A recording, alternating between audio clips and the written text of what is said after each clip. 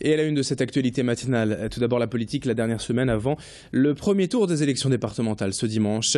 On l'a déjà dit, l'un des principaux enjeux du scrutin sera la participation. On peut de nouveau s'attendre de toute façon à une abstention record, notamment dans certains secteurs habitués du fait dans la métropole lilloise, par exemple à Roubaix. Ici, vendredi soir, une conférence a réuni plusieurs spécialistes politiques de la région pour tenter de comprendre le phénomène et trouver des solutions face à l'abstention massive. Régulièrement, depuis quelques années, les Roubaisiens détiennent de tristes records en la matière, de 60 à 80% d'abstention. Le chômage de masse, la désillusion des électeurs face aux élus politiques et le désintérêt des jeunes pour le débat public, voilà autant de facteurs identifiés, mais qu'il est difficile de corriger d'un seul coup. Fanny Bourdillon était présente au débat vendredi. Elle a notamment interrogé Pierre Mathiot, le directeur de Sciences Po Lille. Je vous propose de l'écouter. C'est pas un phénomène nouveau, ça fait quand même 20, 25, 30 ans que les taux d'abstention ne cessent d'augmenter à Roubaix, en particulier dans les quartiers populaires.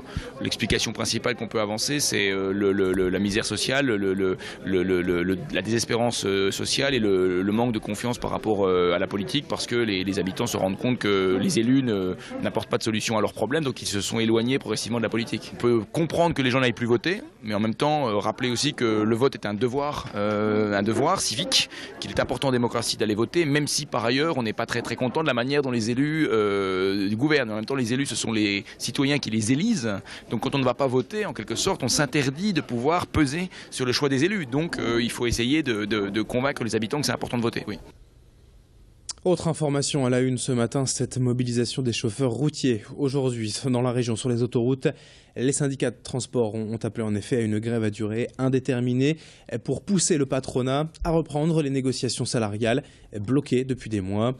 Alors dans les faits, ce matin, les autoroutes A22, A21 et A1 sont concernées et ralenties par des convois de poids lourds en opération escargot. Toutes les infos en direct ce matin avec l'infotrafic juste après ce journal. Dans l'actualité du Grand Lillet, également ce matin, on évoque un certain ras-le-bol des restaurateurs et commerçants du Vieux-Lille contre le stationnement en payant le midi. Un véritable calvaire, selon eux, qui leur aurait fait perdre 30 à 40% de leur chiffre d'affaires. Comme d'autres grandes villes de France, Lille est passée au stationnement non-stop en 2010 afin, selon la mairie, d'améliorer les rotations dans la journée et ne pas laisser les voitures stationner trop longtemps. Mais pour les professionnels et particuliers, les restaurateurs, cela fait tout simplement fuir les clients le midi. Certains restaurateurs seraient même prêts à payer le stationnement de leurs clients pour faire revenir les consommateurs. Et cela sans parler des nouveaux horodateurs, plus compliqués selon eux à utiliser. Xavier Silly a rencontré certains professionnels de la rue de la Monnaie que l'on écoute tout de suite.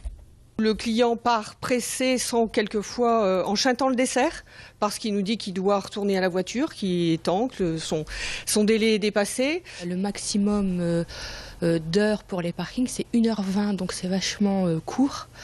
Donc les gens sont très surpris, surtout les étrangers en fait. Donc ils se dépêchent pour manger et justement ça se ressent au niveau des plats, il n'y a pas de dessert ni de café. Autant les gens qui sont dans le quartier et qui travaillent dans le quartier continuent eux à venir, mais tous les gens qui étaient extérieurs de Lille ne viennent plus. Concrètement, un client est dans le restaurant, entre le plat et le dessert, il me dit « Monsieur, vous pouvez mettre en attente mon plat parce que je dois aller remettre de l'argent dans le parc-mètre ». Je suis très gêné et je ne sais pas quoi faire.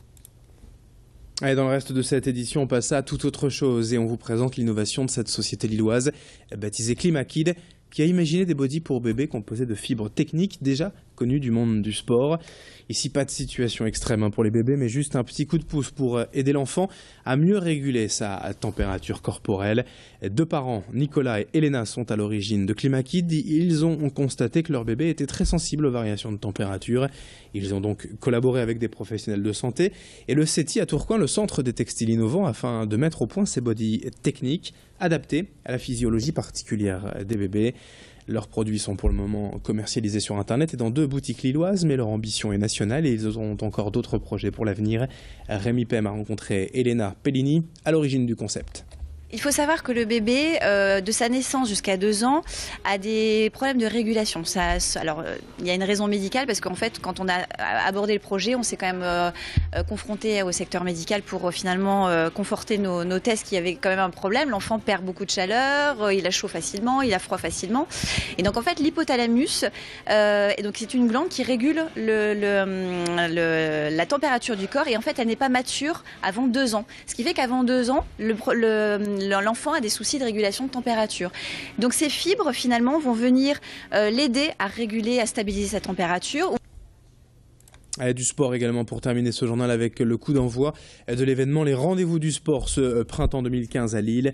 Un événement organisé par la mairie qui propose de rassembler l'ensemble des acteurs et pratiquants sportifs de la région pour donner un nouvel élan au sport dans la capitale des Flandres, avec notamment l'athlète de haut niveau Cafétien Gomis, Anthony Gauthier, l'adjoint au sport. 6 thématiques ont été identifiées: le sport en pratique libre, en club, en entreprise, l'éducation des jeunes, la santé bien-être et l'associatif. Ces nombreux représentants étaient. Et donc là, pour lancer ces rendez-vous sport, on en reparlera très prochainement et notamment lors des prochains quarts d'heure avec quelques explications complémentaires. Tout de suite, 7h36 en direct sur Grand Lille TV, la météo et l'infotrafic à suivre dans un instant.